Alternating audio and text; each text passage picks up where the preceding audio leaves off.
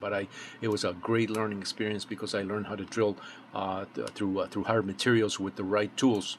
And so that's how you become knowledgeable. Sometimes you have to just and dive in and not be afraid, to do the things. And if it doesn't work, try it again and find out. Now with the internet, it's real easy because all you have to do is just go online, go to Google and search, and boom, it's right there for you. But we're talking about back in the days, in the 80s, even early 90s.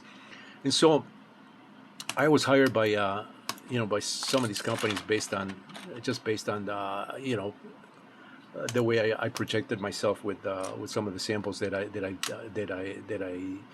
used to do. I did some organic drawing, about meaning drawing trees, foliage, bushes, along with some cottages, some English cottages for a company that hired me to dream, to take a painting from famous painters. They are well known in the United States and throughout the world. We're talking about Charles Wysocki, Thomas Kincaid, Norman Rockwell, and they take a painting such as what they did, and try to imagine the back of the building, come up with a drawing for those buildings, and then do the model for that, sculpt that. And so I was hired to do that as well. Uh, uh, I didn't go to school for organic drawing. I did take technical drafting when I was in college, and some early years in university. Um, I took some mechanical drafting, not so much organic drawing. I've always kind of dabble and doodle, on my own with that respect. More mechanical, more architectural things. I mean, that to me is like really easy to do. Um, and so, but even that, I was asked to do, and I never said no, and I just dove right into, did it my way. I never drew trees or leaves, which is really hard to do. When you have to do when you have to draw something that you're going to give to somebody else to sculpt. In this case, I ended up sculpting, the models, because they like what I did. The way I drew it. I came up with my own methods of leaves, um, which was very interesting in that respect also, because I had to formulate my own processes on creating leaves really fast and consistent, so that it looks like the tree, and it can also be sculpted. If somebody else were to be given that plan or layout. Um, and so a lot of that work that I've done, I embed in the stuff that you see here. So this did not come from anywhere. This We're talking about years of playing around with models and doing things, but not so much. I don't want to put a weight in terms of years or experience on things like that. There are people that are really creative, and they just get into it, right into it, and that's how you do these things. Once again, freestyle is a great way to get yourself dive right in, and just play with it. Play with it. A lot of even these programs, these CAD programs. I didn't go to school for CAD. I did. One of the companies that hired me to run that SLA machine did send me to learn 3D modeling, but at that time my mind, I think, was on a mental lock. I could not understand the instructor, and it was so confusing. But then again, these programs were a lot harder. We're talking about Pro E and um, Aries software. That was a little bit harder. And you had to know a little bit about computers, DOS commands, and that type of environment. In order to operate the software as well. Now it's really easy, with the programs that you can download from the cloud. I don't use the cloud because a lot of the stuff is I do it privately on my own, and so I don't believe in the cloud.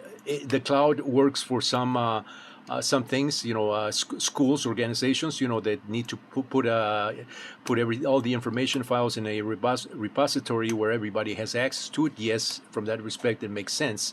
But when you do things for yourself or for fun, and you want to keep them a little bit private, the cloud is not a good place, at least not from my point of view, and that's why I don't use programs that use the cloud. I still use the old programs, and this is an old program that I've had here to do this CAD model here. But that's fine. I don't need all the bells and whistles. I just need the basics. Is it able to extrude? Is it able to create lines, curves? And you're seeing, that it's not really complex, and you don't need the latest and greatest software. In fact, some of the CNC machining that I do uses some very old machines and some old programs that we're talking about 20 maybe 30 years ago. They are still working, provided you're able to keep the machines operating and you're still using that software and those types of machines. A lot of machines still use RS-232 connections, to the to connect to the computer and run some of these CNC processes, and so. You don't need you don't need all the jazz and pizzazz, when your creativity is when you find ways to do things, and that's my point. So anyway, enough ranting on that. I don't know if that was interesting to some people or not, but I just wanted to give a little background, where all this stuff comes from and how I approach things, and how these things are born, basically. And so basically this is getting back to this building. This is basically done, this framework here with the white here, and once there are no lines that are in the way here, I can just simply extrude this. I can just simply take this. I won't do it here. So what I typically like to do is, once I get that structure here, what would be that panel here, I just take that panel here and I make a copy of that.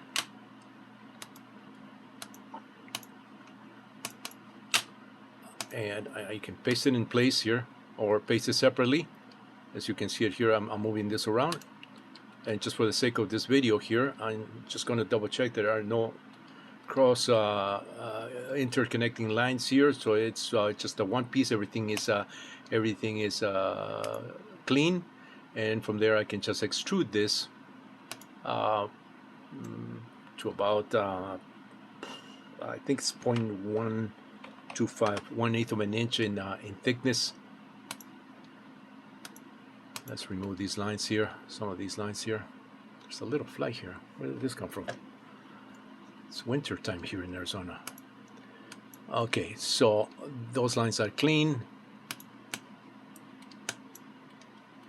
And this is not a tutorial on how to make models, but it's just just a little example of how I approach things and how I build these things. Okay, so that part is done. And once that part is done, I save it as a component. Make a component of that, create it, boom, it's done. Then I may add some little holes here, come here and then just draw put a hole right there.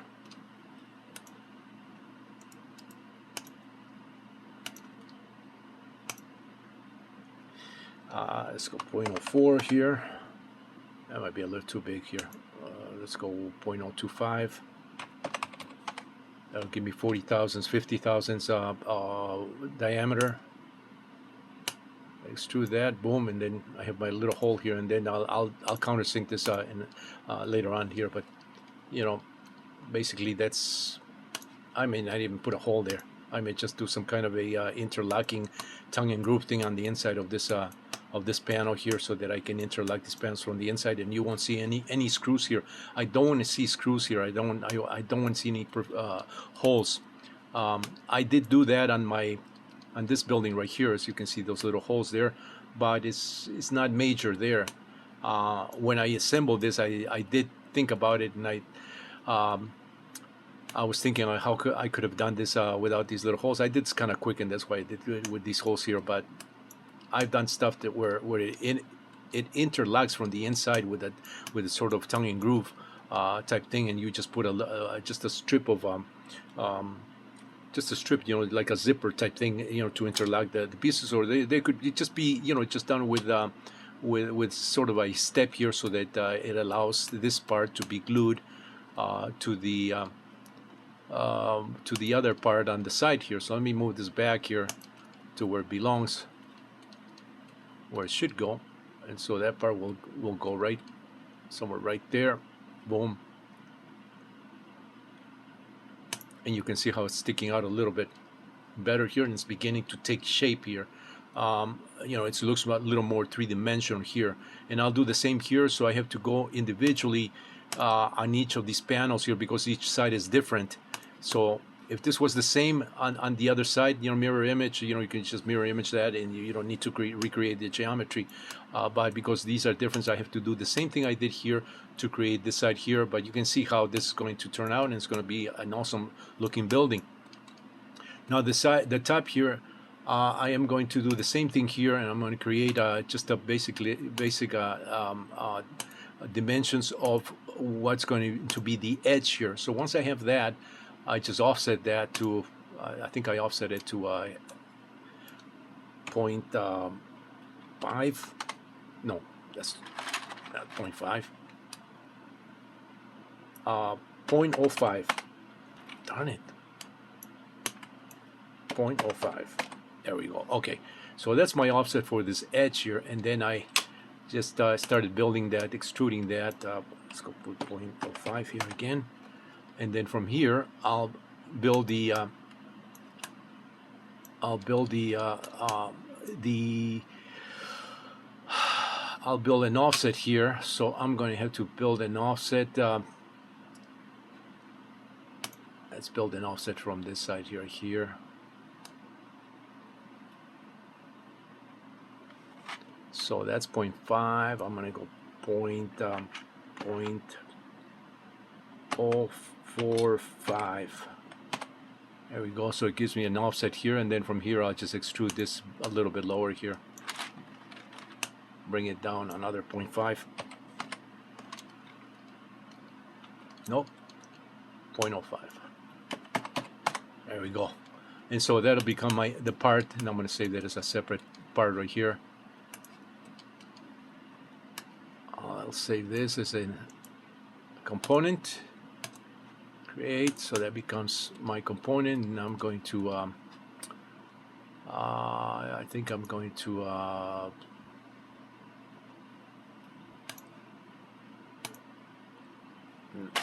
think I'm going to color that component.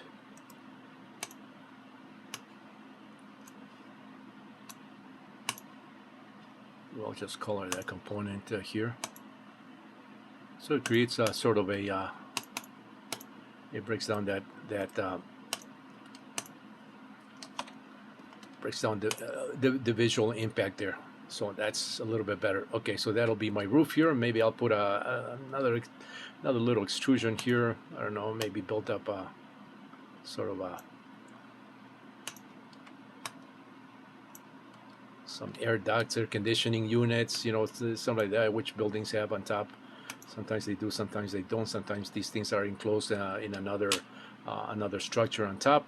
But I think I'm going to keep this, very, very low profile and kind of clean here, because I want the building to show not so much at the top of the building. I already have a helipad here.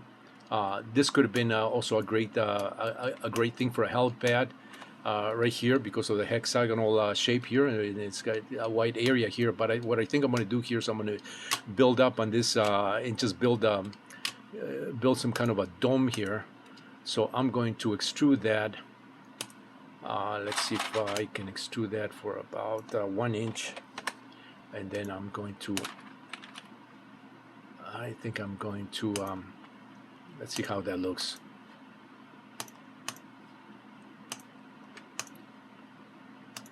I'm going to collapse this. Come on, baby.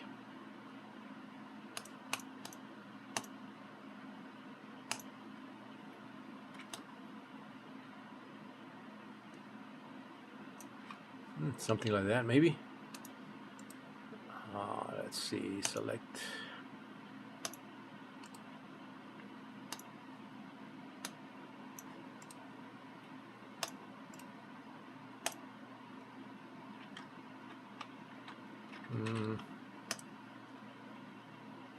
I want the lines to show. So let's select all connected.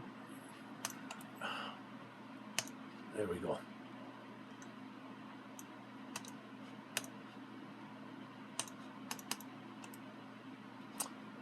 For some reason it's not showing those lines.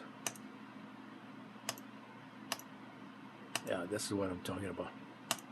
I shouldn't have to do this manually. It should automatically do that, but I'm not going to try to figure it out right now. I'm just going to draw the lines manually, which is not a big thing. Okay, and so I am going to just drop some translucent color there. Let's see, colors, translucent. Same thing as this one right here. So I am going to pick up on this this color here and just drop it right there. Maybe a sky dome like that. That looks cool. I like that. Okay, so it gives you a little more character persona, and then I'll do the framing here as well, and maybe on top of here, maybe I'll do some kind of a round, just a round cap here, a very low profile round cap, so it doesn't take too much away from the height of these of the frame here of this this section right here, or even this right here that you see here. You know, when I do stuff like this, I try to maintain the same consistency in you know, you don't want to have a roof that's overly possessive, you know, to the structure that it belongs to, and so it's got to be done in sort of scale. You know, this is not in true scale, but it is done in proportions, you know, to the rest of the items that are part of this this layout here. And so I'll play around with that, and then I can always massage that. But anyway, that's how this is going to look. This right here also can be done in white. These buildings are going to be done in white PLA and in clear plastic. And I may even just go online and maybe purchase some light blue tint plastic so that I can do the windows here. I'm not too concerned on showing what's inside the buildings, but more more I'm concerned with the lighting, and so I want the lighting to be nice and to look like a building when at night, and so with that has windows, clear modern windows, and so I think I'm going to do this in a little bit of a tint, maybe even a gray tint will look good with some of the lights that I plan on installing inside these buildings. So when the lights are off and all these buildings and lights are on, it'll blend nice and cool, nice and neat, and it'll give a nice illumination, you know, throughout this track here.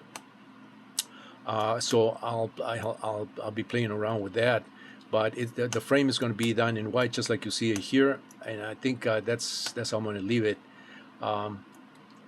Same thing with these buildings. So I still have quite a bit of work to do here. This framing here, same thing we here with the framing. This for some reason this is coming up as solid here. Why is this coming up as solid? This should be translucent. Why is this coming up solid here? Yeah, there's too many layers here. Oh, I know why. I need to remove that inert. That.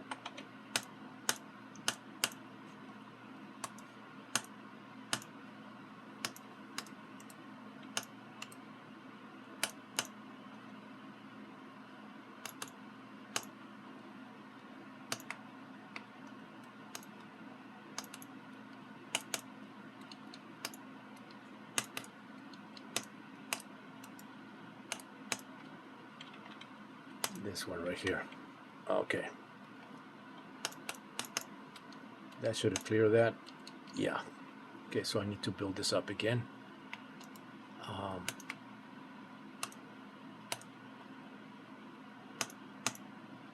For some reason it's not closing.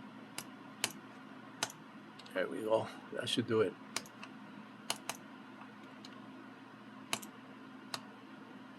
Yeah. Okay.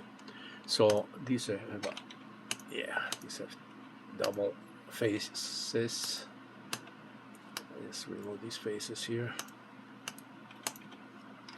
Okay, I think we're there. No, I had it right.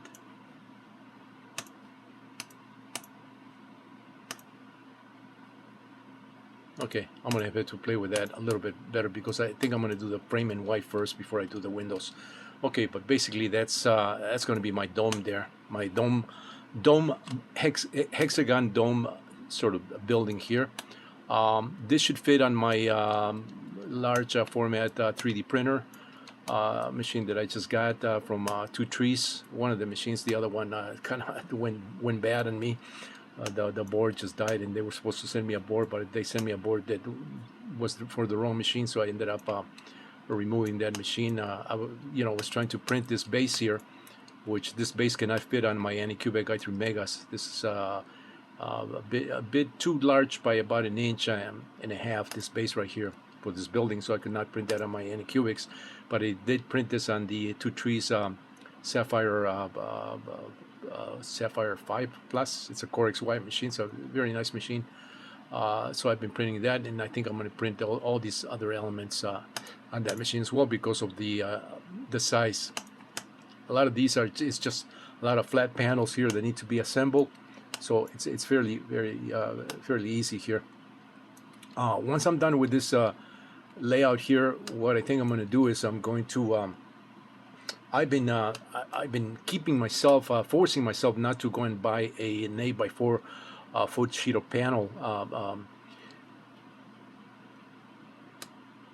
because I don't have the room right now. I have so many models that I've been building throughout the years. I've accumulated so many of them, and I actually need a large place to put all of them and just keep them, for historical purposes.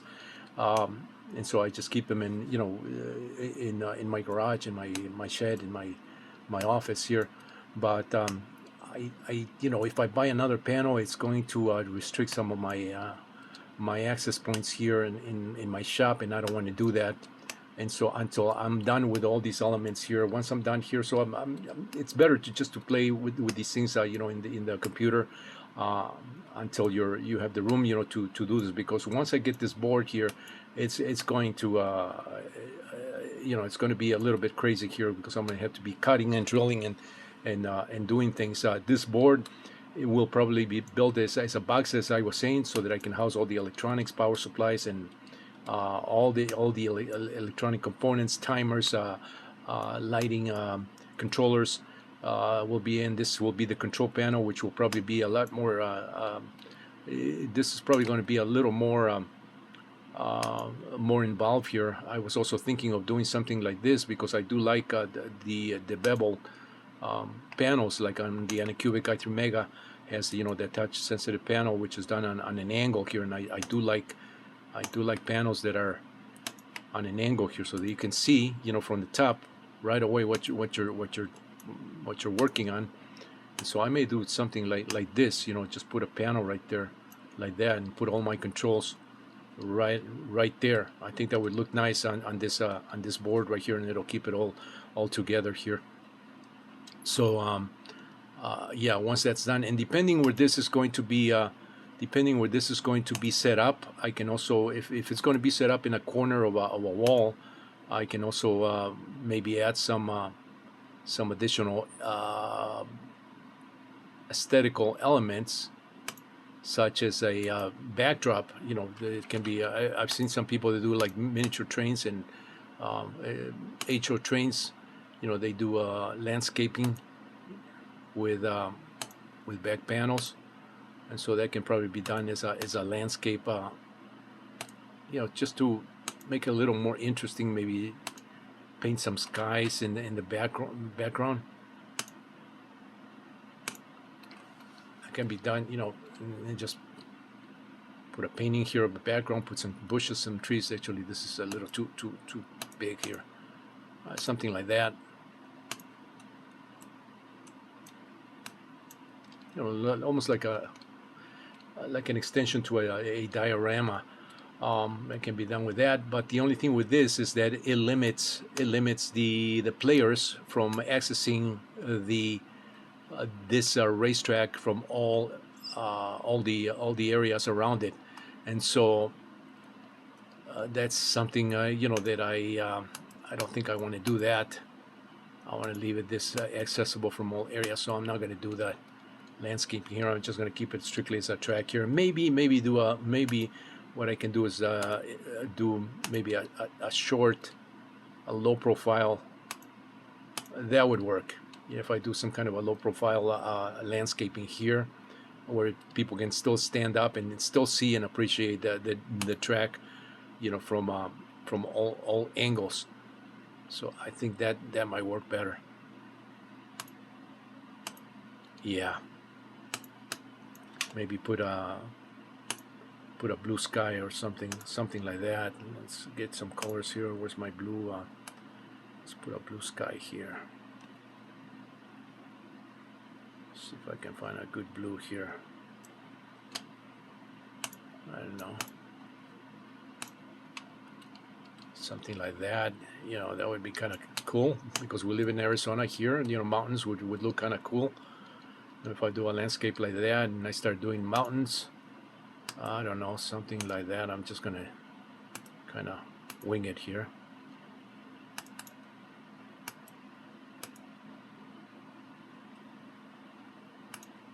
I'm working from the wrong angles here. Whoops. Okay, let's just go by with lines here.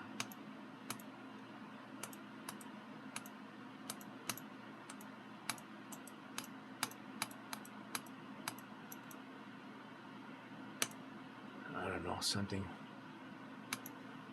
like that. See if I can connect.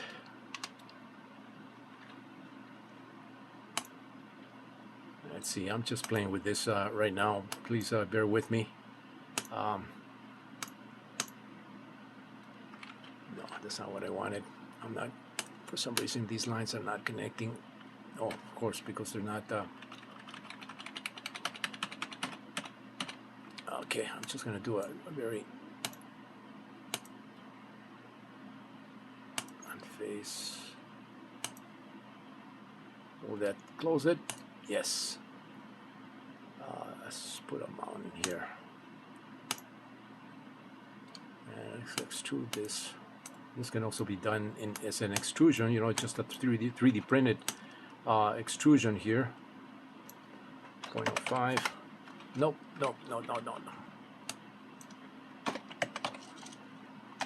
There we go.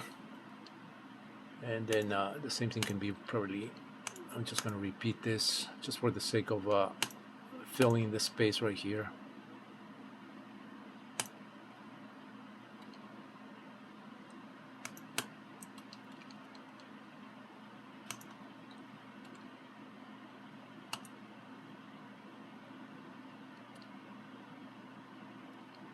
Why isn't this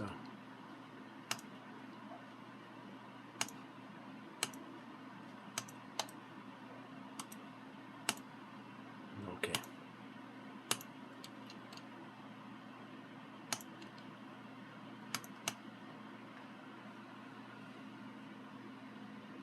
Yeah, just a little miniature mural can be done, something like that. I know this is not perfect, but it's just to get an idea here.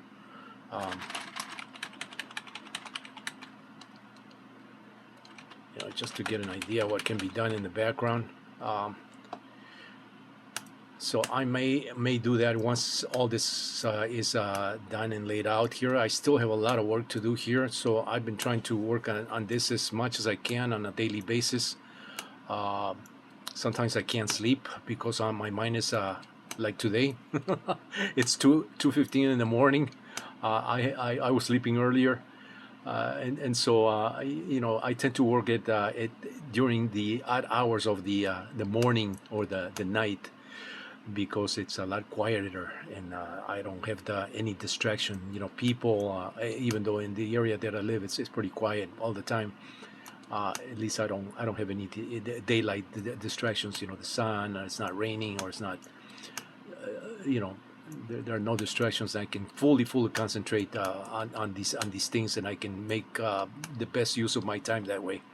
And so, anyway, this is where I'm at. I hope this was enjoyable to anybody who's watching this. I know my viewers are not very large for some reason. My videos don't get pushed, to the place that I think they should be pushed, but that's okay. If I can get one interested person uh, in this and commenting, that's enough interaction for me. More would be great, but if that doesn't happen, I'm not I'm not going to lose sleep, and I'm not going to waste my energy on that. Anyway, this is Mario once again. Stay tuned for more as I complete these buildings. I will be showing these with lights and all the cool stuff here. Just freestyle, kind of having fun here, um, making good use of my years.